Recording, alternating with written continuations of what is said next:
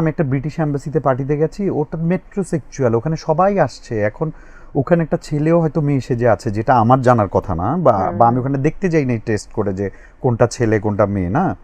এখন সবাই, আমি মিডিয়া পার্সন, আমার সাথে ছবি তুলবে। ও এখন ছবি তোলার পরে যদি সেটা ও সেল করে, ও যদি আরো দুটো ছেলে মডেলকে দেখা, বলে যে এই যে দেখ এই হিরো তো আমার সাথে কালকে রাত্রে ছিল, এটা সেটা এরকম যদি বলে, এখানে আমার করার কিছু নয়। আমাদের ইন্ডাস্ট্রিতে দুভাবে একটা ছেলেকে বুলিং করে। একটা হচ্ছে ও দালাল, ও সাপ্লাই দেয়, আর না হলে ওর চরিত্রের প্রবলেম আছে। তো চরিত্রের প্রবলেম তো কমন হচ্ছে যে কোনো নায়িকারে বাদ দেয় না, কোনো মেয়েরে বাদ দেয় না, মেয়ে ভক্তদেরকে লোভ দেখায়, কাজ দিবে বলে নিয়ে আসে, এরকম কথা বলে না। আমার ক্ষেত্রে আমি যে জিনিসটা বেশি শুনেছি, আমি তো অনেক কথাই শুনেছি, কিন্তু ওই যে তুমি বললা যে আমার কাপড় চোপড় একটু ডিফারেন্ট, আমার লাইফস্টাইল একটু ডিফারেন্ট, ওটার কারণে নাকি আমি যাই না, আমাকে সমগামী এরকম কিছু শব্দ বলা হয়।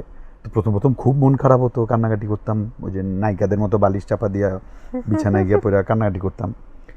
পরে চিন্তা করছি আসলে পাকা আমের দিকেই ঢিল ছড়ে, যার খুশি যা বলে যাক, আমার লাইফ আমি এনজয় করবো। আপনার ফ্যামিলি হয়তো আপনাকে ভালো কিছু শিখাইছে, কিন্তু আপনি ভালোভাবে শিখতে পারেন নাই। কারণ আমি যে দেখেন, এখনো পর্যন্ত আমি আপনার ফ্যামিলি নিয়েও কথা বলার মানে শিক্ষাটা পাই নাই, এই জন্যই ওই কথাটা বললাম। দ্বিতীয়ত হচ্ছে যে পৃথিবীতে কখনো এক বাগানে আপনি সব ফুল একরকম দেখবেন না। আপনি যদি গ্যান্দা ফুলও লাগান না, তারপর দেখবেন গ্যান্দা ফুলের রঙের মধ্যে ভ্যারিয়েশন আছে, সাইজের মধ্যে ভ্যারিয়েশন আছে। পৃথিবীতে সবাই একরকম হয় না। আপনার সম্পর্কে বিগেস্ট কন্ট্রোভার্সি কি? এটা নিয়ে আরেকটা পডকাস্টে বলেছি, এখন তুমি যদি আবার শুনতে চাও।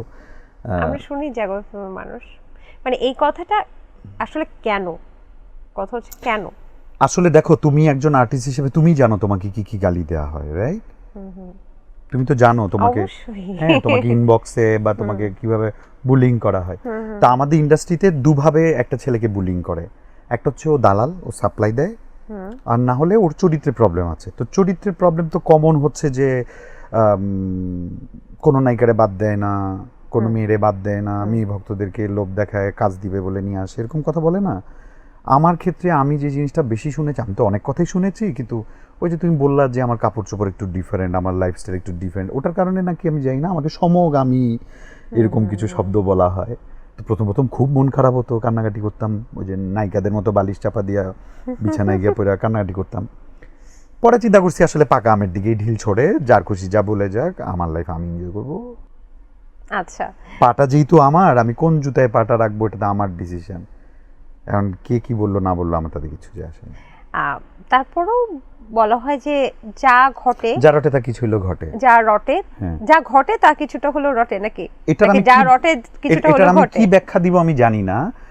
এখন তুমি একটা নন মিডিয়া পার্সন, এবং তুমি একটা মেয়ে নও, মানে আমি বলছি যে এটা ওটাই তো কিভাবে বলছি ছড়াইলো। না, ওটাই তো বলছি, আমি শেয়ার করি। মানে ছড়াইলো বলতে শুধু আমাকে নিয়ে বলে, তুমি কি শিওর?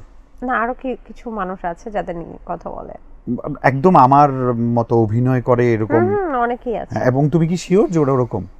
না, আমি তো সেটা তো অবশ্যই না। ওটাই বলছি যে যার যারটা সে ব্যাখ্যা দিতে পারবে। আমার যেটা হয়েছে, I still don't regret for that. ধরো আমি একটা ব্রিটিশ এম্বাসিতে পার্টিতে গেছি, ওটা মেট্রোসেক্সুয়াল, ওখানে সবাই আসছে। এখন ওখানে একটা ছেলেও হয়তো মেয়ে সেজে আছে, যেটা আমার জানার কথা না, বা আমি ওখানে দেখতে যাই নাই টেস্ট করে যে কোনটা ছেলে কোনটা মেয়ে না। এখন সবাই, আমি মিডিয়া পার্সন, আমার সাথে ছবি তুলবে। ও এখন ছবি তোলার পরে যদি সেটা ও সেল করে, ও যদি আরো দুটো ছেলে মডেলকে দেখা, বলে যে এই যে দেখ এই হিরো তো আমার সাথে কালকে রাত্রে ছিল, এটা সেটা এরকম যদি বলে, এখানে আমার করার কিছু নাই। তাহলে এই ধরনের ঘটনা থেকে আসলে সূত্রপাত, আমি মানে জানি না, আপনার হতে ছবি পারে, থেকে? আমি এগুলো নিয়ে ভাবি নাই, তো আমি বলতে পারবো না। যে বলে সে জানে সে কেন বলে, এটা তো আমি জানার কথা না যে সে কেন বলে, রাইট? আমি জানি যে আমার কি উত্তর দেওয়া উচিত। আচ্ছা, কিন্তু এই যে এই বিষয়টা যখন ঘটে গেল বা রটে গেল, সরি দুঃখিত, ঘটে না, রটে গেল যখন, তখন তো নিশ্চয়ই কিছু প্রস্তাব বা আমি অস্বাভাবিক তোমাকে প্রস্তাব। আরো সহজ ভাবে বলি, তুমি বাইরের কথা বাদ দাও, তুমি তোমার কথা বাদ দাও। If I talk about my wife, ও তো আমার সাথে থাকে, তো ওকে বিভিন্ন ফেক আইডি থেকে এরকম টেক্সট করে ওকে ব্লক মেরে দেয়, কিন্তু ইনবক্সে তো কথাগুলো থেকে যায়। ও প্রথম প্রথম এগুলো নিয়ে প্যারা খাইতো। আহা, এবং মজার ব্যাপার হচ্ছে, মানে তুমিও খুব মজা পাবা, যে আমার বউ বলতো বিয়ের 2-3 বছর পরে যে আগে একটা ছেলেকে দেখলে ভাবতাম যে ও কি কলেজে পড়ে নাকি ও ভার্সিটিতে পড়ে, ভার্সিটিতে পড়লেও কোন ভার্সিটিতে পড়ে, ওর বাড়ি কোথায় হতে পারে। বাবা এখন মিডিয়া পার্সনের সাথে সংসার করি, এখন ছেলে দেখলে আগে ভাবি ও কি মানুষ, ও কি এটা না ওটা নাকি আচ্ছা, সেটা, আচ্ছা। হ্যাঁ। বা একটা মেয়ে দেখলেও ভাবে যে ওর কি চরিত্র ভালো নাকি ভালো না। এটা নিয়ে আমরা ফ্রেন্ডরা অনেক হাসাহাসি করি আর কি এগুলো নিয়ে। আচ্ছা আচ্ছা, মানে বিষয়টাকে ফানি হিসেবে নিয়ে নিয়েছেন। আমরা পুরো ব্যাপারটাকেই ফান হিসেবে নিয়েছি। চমৎকার চমৎকার। আপনাকে করা সবচেয়ে বাজে মন্তব্য কোনোটা মনে আছে, বা বলতে না চাইলেও সমস্যা নেই? না, এত বাজে কমেন্ট দেখেছি তো ভাবছি আর কি। সর্বোচ্চ বাজে কোনটা হতে পারে? সর্বোচ্চ বাজে অনেক সময় হয় কি, আমি হয়তো একটা নিউজ পেপারে নিউজ শেয়ার করেছি, এটা কোন একটা রাজনৈতিক দলের বিরুদ্ধে গেছে, আচ্ছা। ওনার যে ভক্তরা, ওই দলের ভক্তরা একদম মানে মাখন দিয়ে আমাকে ভালোবাসা দিয়ে যায় আর কি পোস্টে। আই ডোন্ট মাইন্ড, কারণ ওরা ওদের দলকে পছন্দ করে, ওরা ওই ভালোবাসা লয়ালিটিটা দেখায় আর কি কমেন্ট বক্সে। একদমই। 1 মিনিট যদি আপনার হেটার্সদেরকে মানে বকা দেওয়ার সুযোগ পেতেন, এখন যদি 1 মিনিট আপনাকে দেই, আপনি কি কি বলতেন? ধরেন আমরা কেউ নাই, চোখ কান নাক সব বন্ধ করে রাখছি।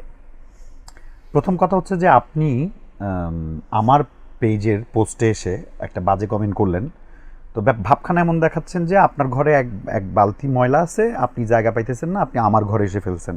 জিনিসটা কিন্তু ওরকম। দেখেন, আপনার মতামত থাকতেই পারে, আপনার মতামতটা তো আপনি আপনার ওয়ালে লিখতে পারেন, তাই না? আমার ওয়ালে তো আমি আমার মতামত লিখবো, আপনার মত তো আমি আমার ওয়ালে লিখবো না। তারপর আপনি বাজে কমেন্ট করছেন, অনেকবার বাজে কমেন্ট করছেন। হ্যাঁ, আপনাকেই বলতেছি, আপনি অনেক বাজে কমেন্ট করছেন, আমি কোনোদিন আপনাকে বাজে রিপ্লাই দিই নাই। এটা কেন জানেন?